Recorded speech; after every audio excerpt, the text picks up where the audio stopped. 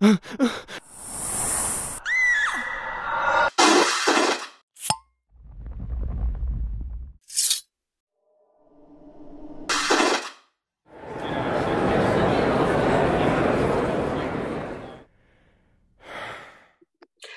and welcome to the season 11 road trip for Supernatural.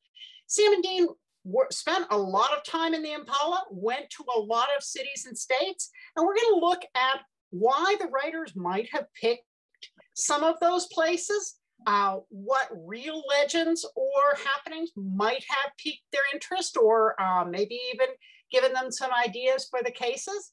But before we do that, let's let our wonderful panelists introduce themselves, starting with Angelique. Hi, I'm Angelique. I'm in New Zealand on a very hot, sunny January day. I'm a writer and a supernatural junkie. This didn't give me awesome. away. And you're joining us from tomorrow, which is even better. Yes, I am in your future. Anna. I'm Anna Kensing. I have been a Supernatural fan pretty much since the very beginning, dabbled in some fanfic here and there, and I also write romance, queer romance, mostly MM, and yeah, big fan. All right, Elektra. I'm Elektra Hammond. I'm a writer and an editor, and I too have been with Supernatural since that very first pilot episode aired. All right, Lola. My name's Lola Laracy. I'm a writer, and I've been watching Supernatural since the beginning because I was all about the CW, and I just love the show. And I'm Gail C. Martin, and Morgan Bryce. As Gail, I write epic and urban fantasy. As Morgan, I write urban fantasy, male romance. But all the worlds are ones that Sam and Dean could walk into and feel right at home. I've been a fan since the middle of season 11. Fell in love, binge watched 11 seasons in 4 months in time for the start of season 12, went down the rabbit hole and haven't hit bottom yet. So season 11, there was a lot going on here. We were done with the Mark of Cain, but we now had Amara and a lot of stuff going on. So let's start with what jumped out at you in terms of locations or backstories or legends. What caught your eye? In no particular order. Angelique. I quite liked the world and legend building around Amara and God. That really caught my attention. In part because I did this big double take of say what. In terms of backstory, I think one of the things I really liked about the season is I'm one of those fans who hates it when seeing Sam and Dean fight, and they were really good at short-circuiting their fights in this season. So they'd sort of head there and then veer off again and almost be grown-ups. Yes. This was kind of the start of let's talk things out instead of being pissy about them. Yes, but that's true. What I really liked, I guess, in terms of backstory was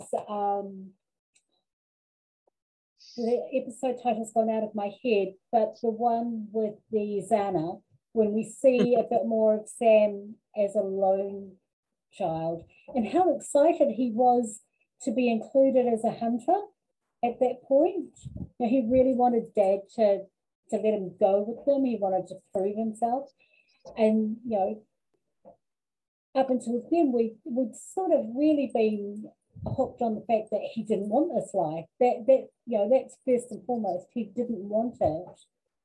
But we had this little glimpse of how he wants to be with these two men who are, his heroes.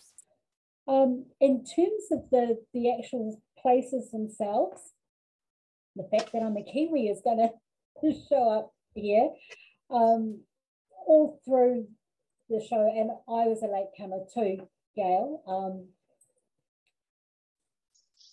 I spent a lot of the time going, I've read about that. I've heard about that city, and then looking and trying to balance that with knowing that they weren't actually in a lot of those places, that they were up in Canada. So places didn't jump out at me as recognizable or anything like that. So I was an easy sell from that point of view. But what it did do was I did go away several times and look up the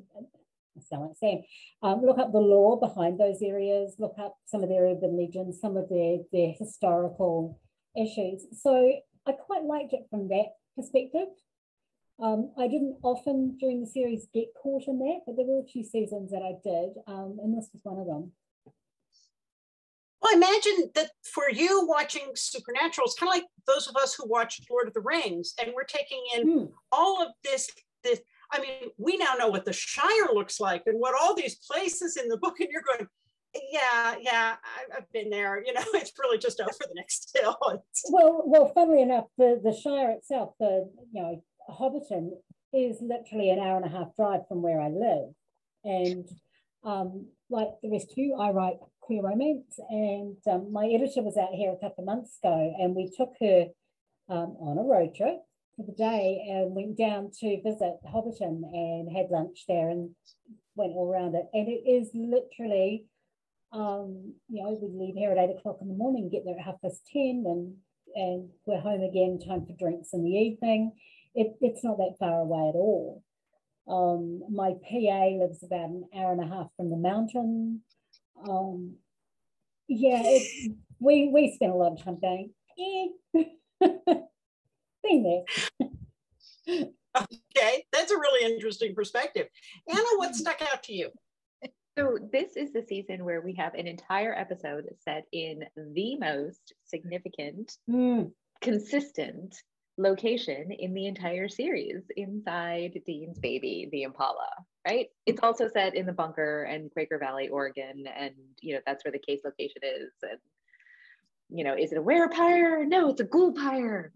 But but this is like the episode. This is Baby. This is episode 4. This is the episode that is set in, it takes us 11 seasons, but we finally get an episode that is told entirely from the point of view of the Impala, and which is, just its own character in the show, its own location in the show. And then at the very end, when the boys are battered from their battle with the ghoulpires, and they agree that they're going to go back to the bunker to let Tass heal their injuries, and Dean says to Sam, "Let's go home," and Sam pats the dashboard and says, "We are home." And I love that it was Sam that said it. Yeah. There's so much more weight than if Dean had for some reason. Yeah. Mm-hmm. Yeah. Well, it's interesting because the monster of that week was a Noxerer, which is a form of vampire that happens, but it doesn't transmit by a bite or scratch. It's something that happens to somebody who dies accidentally or commits suicide, and they devour their family members. And if they ring the church bells, everybody who hears the bells die. Or it could be the first person who dies in an epidemic sickness. And if you dig up a body that you think is a Noxerer, you can tell if they really are, because they are, I'm not making an obscene gesture here, they're holding their thumb with their other hand. Why? I don't know. And their left eye is open. So now you know how to tell a Noxerer if you ever happen to dig one up by accident. The things this show has taught us, it's kind of amazing. Yeah. Life lessons from the Winchesters. Exactly. It is. We'll be prepared. Yes. What stood out to you? Sorry, just thinking about all the monster hunting guides I have. And there are several, including Jonathan Mayberry's. Yeah, I was thinking Fall River, mostly because of Lizzie Borden, and they went to the Lizzie Borden house and had an adventure there. Because I've been through Fall River and I'm kind of attached to it from having lived in Massachusetts for a couple of years. In and amongst my adventures, I thought it was really cool they chose to feature Fall River. Because, you know, it's kind of a cool place, and Lizzie Borden is famous enough that almost everybody knows who she is. And they almost featured her, but not quite. So it was kind of fun that way. Well, and the Lizzie Borden house is said to be haunted. They say that there's weeping and flickering lights, and that sometimes a ghostly woman tucks in the guests. That's just kind of creepy. But it's not the only haunted place in Fall River. There's also an Oak Grove cemetery with bobbing orb lights, and the Chikaken Club, which some sort of private club that has footsteps and orbs. There's a ghostly lighthouse haunted by ghostly ice house haunted by ghostly dogs. And there's a battleship that has ghostly voices, and people say they feel watched when they go through it. So Lizzie's not the only creepy thing in Fall River. Who knew? And the Lizzie Borden house, like, actually is, like, they call it in the episode, the Lizzie Borden Bed and Breakfast Museum. But it actually, like, Lizzie Borden's historic house is actually a museum and is actually a bed and breakfast. And so I think it's called just, like, you know, the historic Lizzie Borden house instead of the Lizzie Borden Bed and Breakfast Museum. But you can stay there if you wish. I think it doesn't have, from the photos on the website of the actual historic house and museum, it looks like perhaps it's not quite as overtaken with creepy dolls the way that it is in this particular episode. But yeah, they have daily thing about creepy dolls. They have a thing about creepy dolls. I know, right? Season like 2 or 3. Well, they had the leftover from the other episode, you know. Right, exactly. But the actual house has daily house tours and nightly ghost tours and a nightly ghost hunt. So okay, and ghost tours are awesome, and everybody should go on them.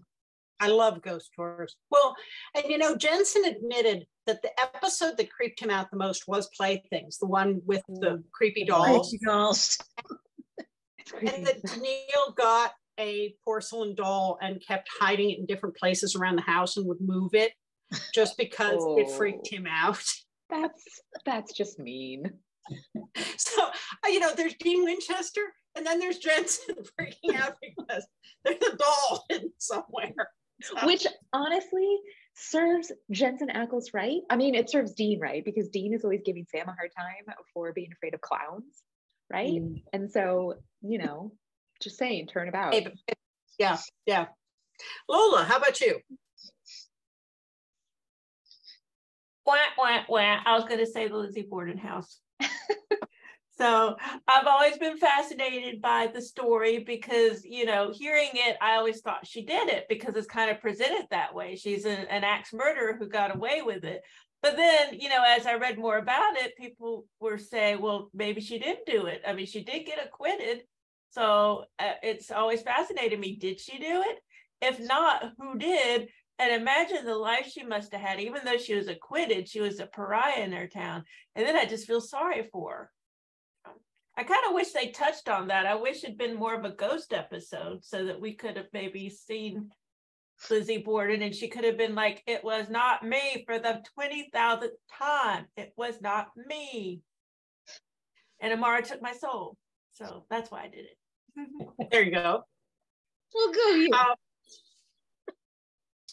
Yeah, one of the ones that caught my eye was in episode 8. They were in Menomonee, Wisconsin.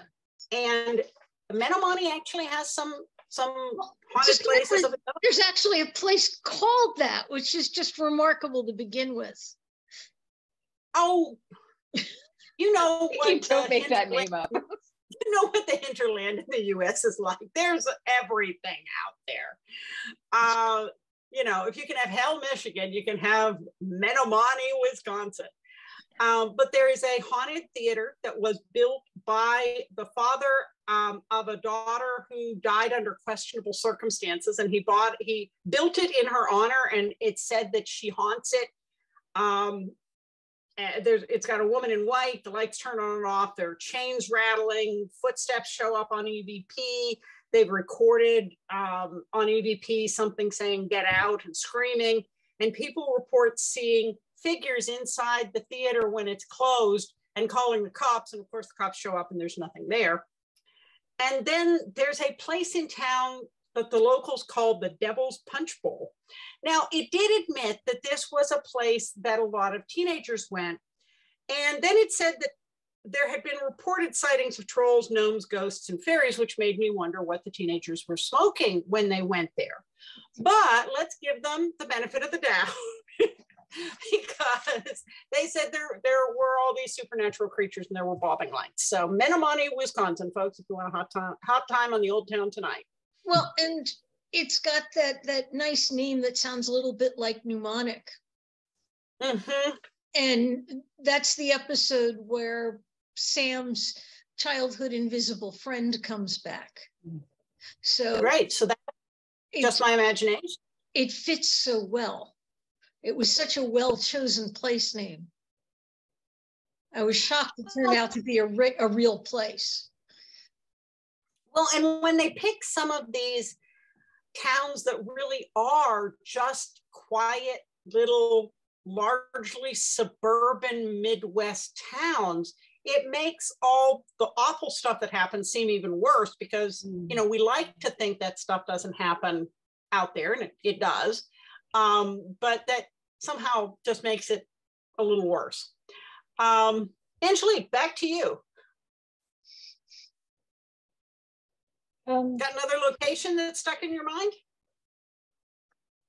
I was also going to mention the Impala, like Anna, because it's such a lovely glimpse at the boys from a different viewpoint. You know, just seeing them not squabbling for a start, but also just being brothers, I guess. I loved that whole thing of that. That's the place that they're the most themselves, where they are more themselves than anywhere else, really. I'm just trying to run through the episodes in my overheated brain.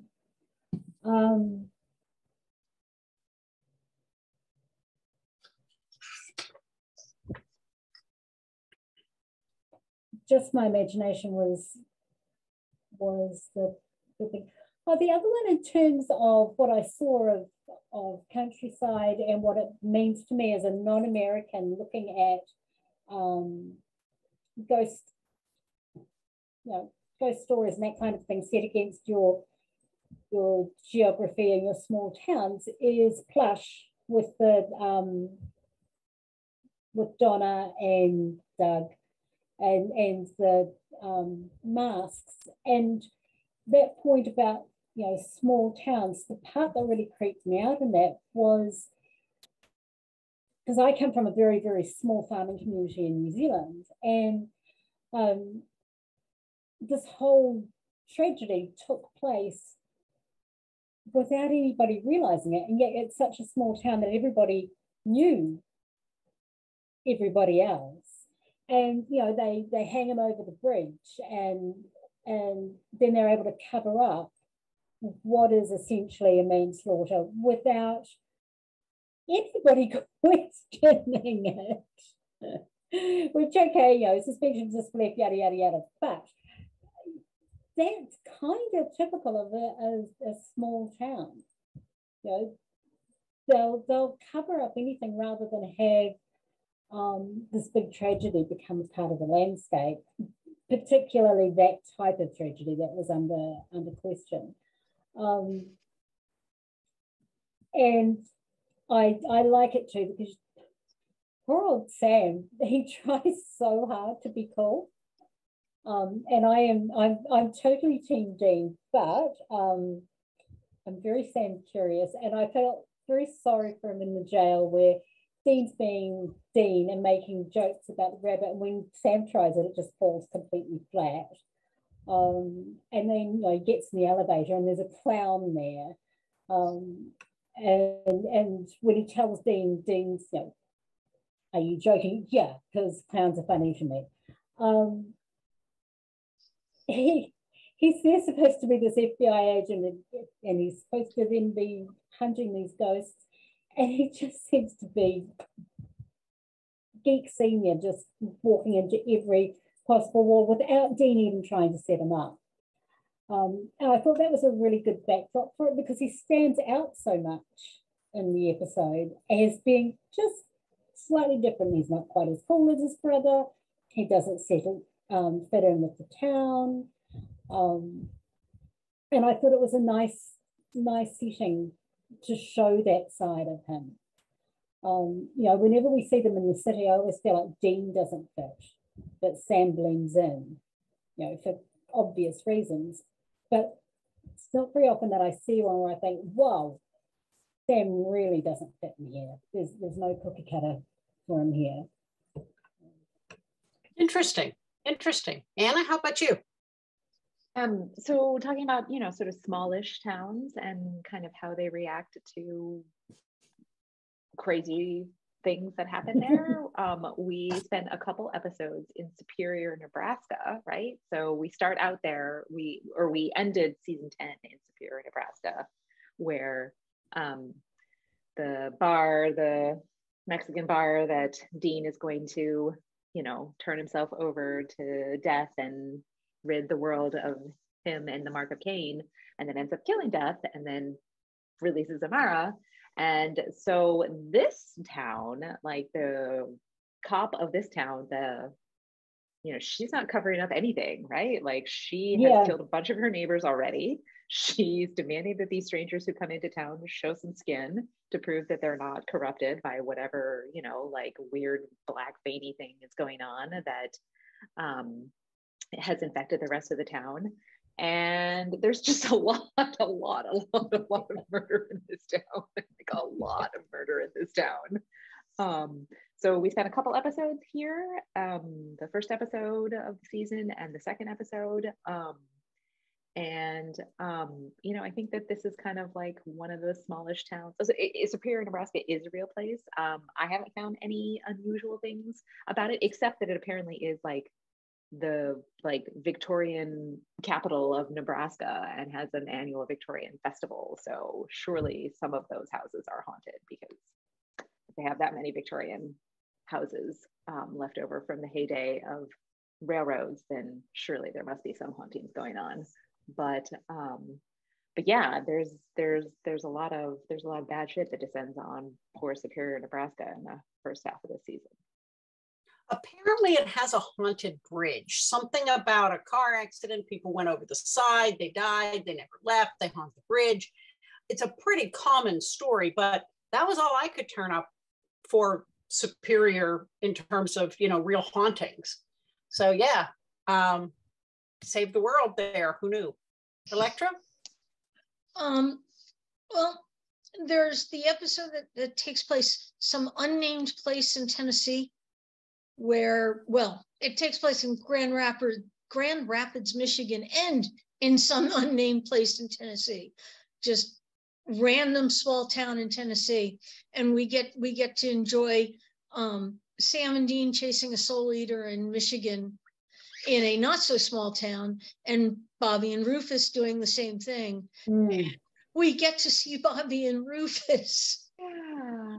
And just the joy of getting to actually see the two of them again, doing something together without anyone else, and just seeing the two of them again just brought me great joy. I was sort of wondering where it was in the state of Tennessee, but it didn't look like they were trying to represent it as one of the big cities, because Memphis and Nashville have a lot of things that represent them pretty distinctly. So I think it's nameless small towns, and there are a lot of them in Tennessee.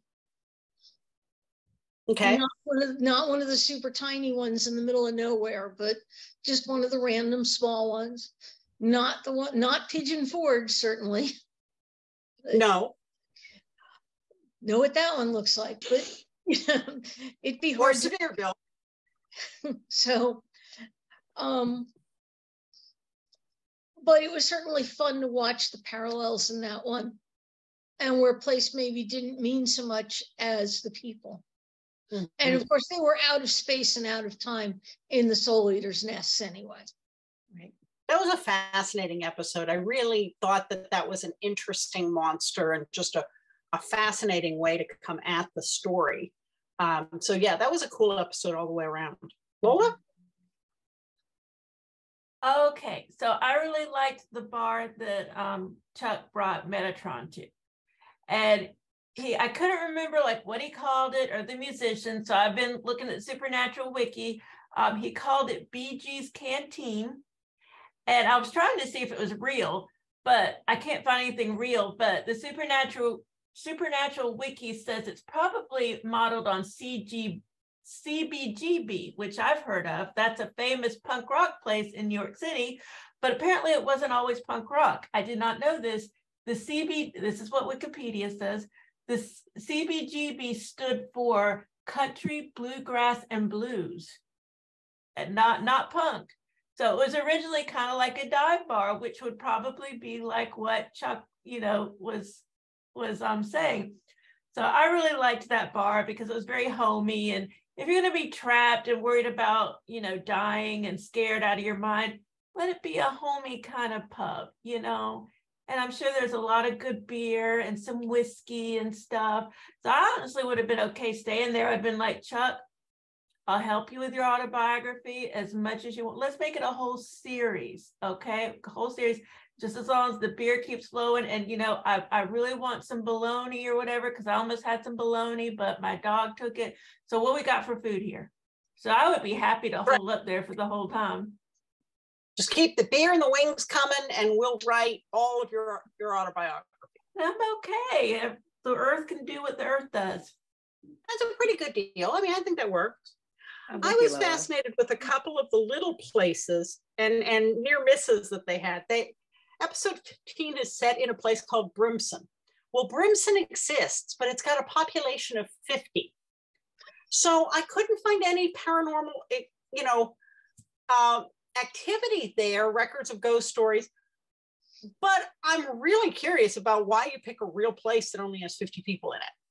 When it isn't known for some sort of haunting or something strange, like Centralia, Pennsylvania only has a handful of people left in it, but it's got a mine fire burning underneath that's going to burn for more than a century. That's kind of cool. Apparently not with Brimson. So why is it there? The submarine that Dean got zapped to get the hand of God with Delphine and the Nazis and all that. It's called the USS Bluefin. Now, there was a real submarine called the USS Bluefish, which did not sink in the war, but was later decommissioned. But I thought it was interesting that USS Bluefin, while fictitious, is also the name of a ship in the Star Trek universe. So I'm wondering, was there a fan in the writer room? Was this was this a nod? Maybe people just like tuna. This is possible. Good tunas are to find. Or there was a fisherman in the group. This is possible. So yeah, those I just thought, and Grangerville, Indiana, Idaho. Yeah. In episode 17.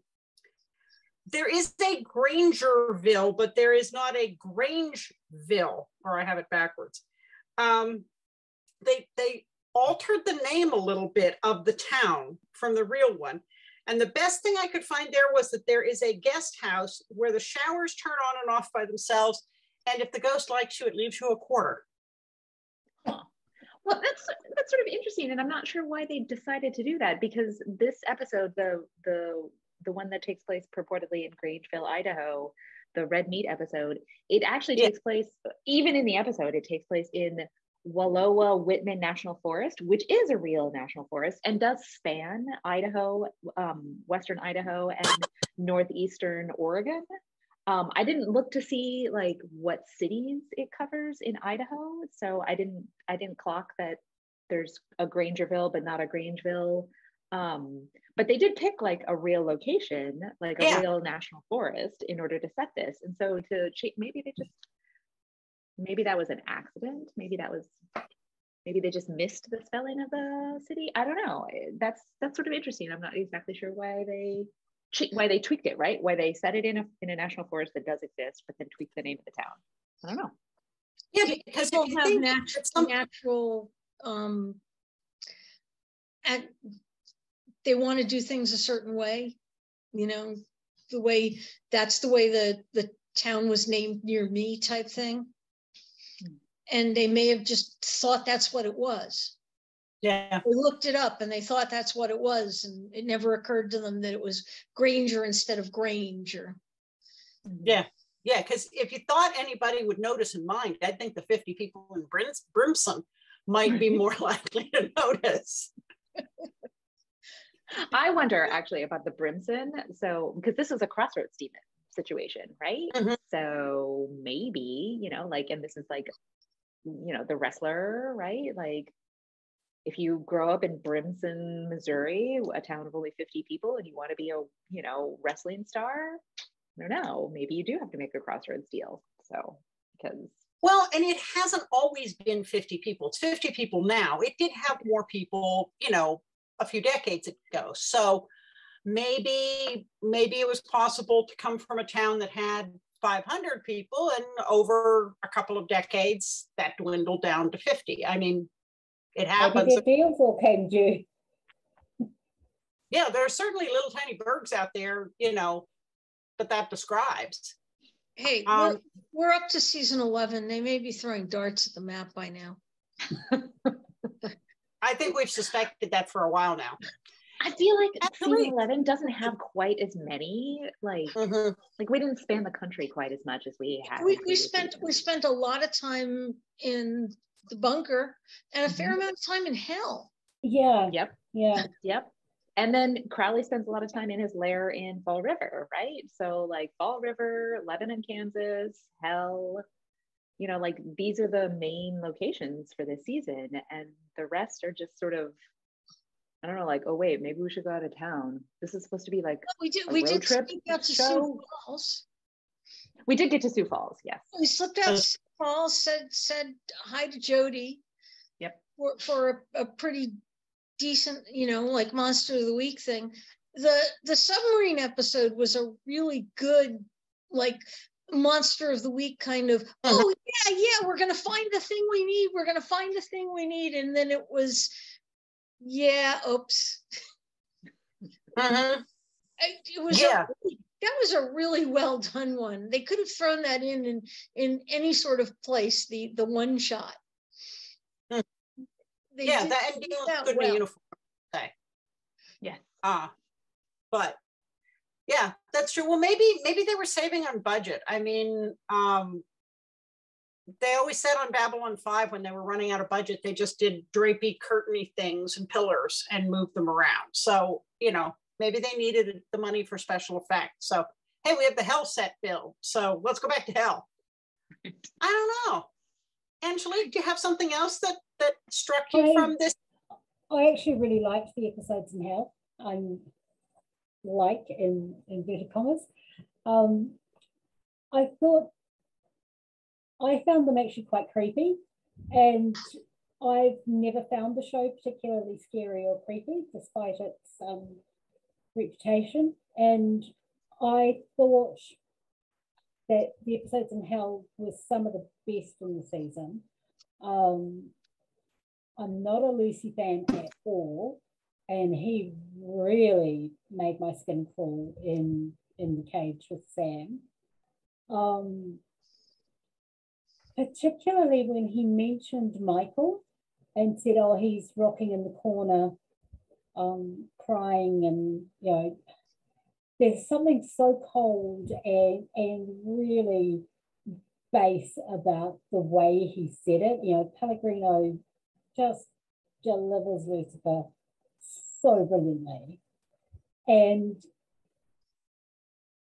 Padalecki's such a big guy, and to see him trembling and trying not to be afraid of this one thing that he's absolutely petrified of, it was really, really powerful. And for episodes that are, like you say, in a really limited set, they packed a lot of punch. You know, they used the actors really well in terms of how they positioned them, how the actors themselves delivered those performances, and they got a lot out of being in this very dark, very small space. That's a really good point, and I loved seeing Sam, you know, gather all his courage and stand up to Lucifer and just tell him that no matter what it cost him, he was not going to be Lucifer's bitch again. And that was really powerful. It was a great scene. Yeah. And I never thought about it, but yeah, for a couple of episodes to take place basically in a steel cage. Yeah.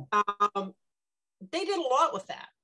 Kudos to the lighting and everything else to make that so gripping. Yeah, great point. And you know, and then to end that run with Misha Collins, you know, delivering Pellegrino's Lucifer via Castiel so brilliantly when he turns to Crowley and Rowena and says, "I'm back." And you know, he is the Lucifer we used to see him. And there's a lot of light in that scene with him there, which is really quite strange when you consider how dark the previous ones have been. Yeah. Very good. Hannah? Got another one for? So I don't think we ever give a name of this town, but there's some random suburb that Crowley shows up in the early episodes, and he possesses Marnie, who he's initially going to kill because he tries to interact. He's trying to get in contact with his minions, right? And he can't. And so he takes a tire iron from the trunk of the car, and he's going to kill Marnie, and he's going to go about it the old-fashioned way, using her blood in a chalice and whatever. But it turns out that Marnie's husband and the neighbors have plans for Marnie's birthday party, and Crowley's like, my plan can wait. So, we're just in some random suburb. Orgy, yeah. Right? We're just in some random suburb, and Crowley's always up for an orgy, so why not? I love the way that the demon said, you had to wait until after the orgy? Crowley's gonna Crowley. Yeah, Crowley's gonna Crowley. And Crowley says, I regret nothing. Yeah. And that actress really channeled Crowley so well in terms of you could believe he was wearing that meat suit. Yes. Yeah, that was well done. Elektra?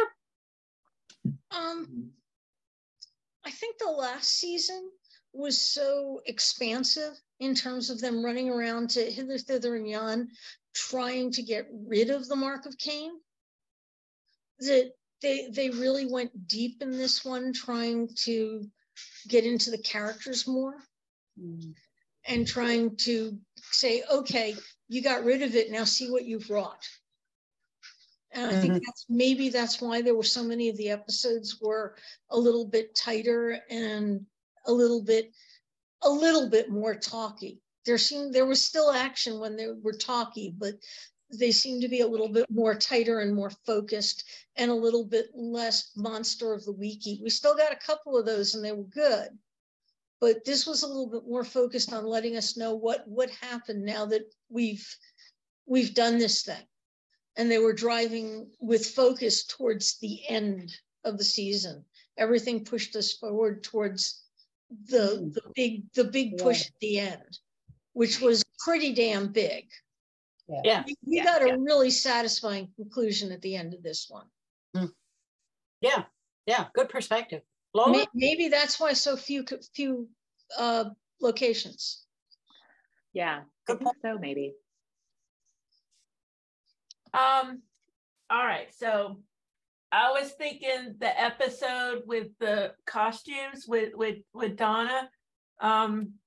There's like a bunny mask and a jester mascot, and just all these outfits that have been donated by somebody. And that whole thought just makes me creep inside myself. I just want to like crawl on the floor and just go into a dark place because that's creepy AF. Well, yeah, and it really makes me think twice about ever renting anything from a costume company. It reminds me of those costume companies, you know, the stores where you rent costumes and you go in, and I'm always thinking, who all have been in these costumes? What did they do in these costumes? Do they dry clean them? Do they clean them at all? And then just put on top of it a jester outfit, and I'm like, nope, not gonna do it. Would it be prudent? Nope. Have we learned nothing from Buffy the Vampire Slayer? I ask you. Right, they'll come alive. Anytime you have weird costumes, they're going to come alive. There's going to be a spirit in them manipulating them. Don't do it. That was plush. Yeah. Now I feel old because I've been to those stores, and you know, back before I had a sewing machine when I was still in college, I rented a costume for Halloween, you know, when I was still a student. Because I could, and because there was, you know, a little shop in town that had cool costumes. Okay, cool. Yeah, I rented a costume. My daughter had to dress up as Amelia Earhart for something for school, and I rented her an aviator jacket and one of those caps from a place. And it's not there anymore, but there was this little old lady who had this house, and it was just packed with all kinds of costumey clothing from every era, you know, you wanted it, she had it. And it was kind of weird. It was, you know, looking back on it, it was a little creepy, but man, if you needed a costume, you could find it there. So it was an interesting place. Well, I'm glad that your daughter, lady, always. I'm glad that your daughter and Elektra have lived to tell the tale, because yes. I think Lola's right. They can be creepy when you're surrounded by them. They have a life of their own. Going back to Grand Rapids, the legends I found there was a ghostly cat, a comic book store where the ghost knocks all the books off the shelf, a murder that happened with That's a wood crime. It's a crime against the books as well, yeah. Well, no, it drops the value of the comic books if they get knocked off the shelf and they get, like, you know, the corners get dented. Yeah. It's just criminal to have somebody doing that in a comic book shop. Well, you can't control a ghostly cat, so I don't know. You can't control any cats. Have you not seen me? My cat's been biting me, and I'm like, ah. I was curious about the murder with the wooden leg, but I couldn't find any details. There's also a ghostly librarian in town, and Harry Houdini performed there 7 times, which was apparently many more than he appeared in a lot of other cities. So why Grand Rapids? But if he was haunting there, he would have found a way to let people know it was him. Mm-hmm. He had a thing about that. Yes, he did. Because he was in all the seance. He was into all that seance-y stuff. And no, he was a debunker. Okay, he was a debunker. Okay. He was a debunker, and he was very seriously into people who claimed that they could do seances and stuff, taking people's money away. Yeah. So he was on the side of all that was good and right, and don't you dare tell somebody you're contacting their grandma when you're not. When you're not, yeah, because that was a big what do you call it, con back then. Mm-hmm. Yeah. There's a name, spiritualism, I think. Yeah. Well, not all of them apparently were frauds, but some of them definitely seem to be. So, yeah. Well, hey, folks, how much of your money they're stealing. This is true. All right, folks, we have blown through our time as usual. It always goes so fast. But before we finish, let's let everybody know where we can find you online. Angelique? I have a website, angeliquejurd.com. I'm on all the usual social media places with the same name because I am the idiot who didn't pick a pen name. Okay. Anna? You can find me at annakensing.com and on TikTok at AnnaKensingBooks. Very good. Elektra? everywhere you need to, everything you need to know is at untilmidnight.com, and find me at Mastodon at Elektra. Very good. Lola. I still haven't got my website fixed, and I quit Twitter because Elon Musk is scary. But you can Google, and I come up on the whole first page just about of Google, except for towards the middle, I see that a cousin I never met died. Oh, well, she died in May. I never met her. It's like second, third cousin, 50 times removed or something. Anyway, so just Google me, you'll find me. Okay. And I'm pretty easy to find at gailsmartin.com or bryce.com. All my social media is under those names. So if you spell them right, you'll find me. I run the Supernatural TFWNC group here on Facebook. I write articles for the Winchester Family Business blog, but most of the time you can find me here on Continual. So thank you so much to our wonderful, wonderful panelists. And thanks to all of you for watching and listening. There will be more Supernatural coming up on Continual. So we'll see you online.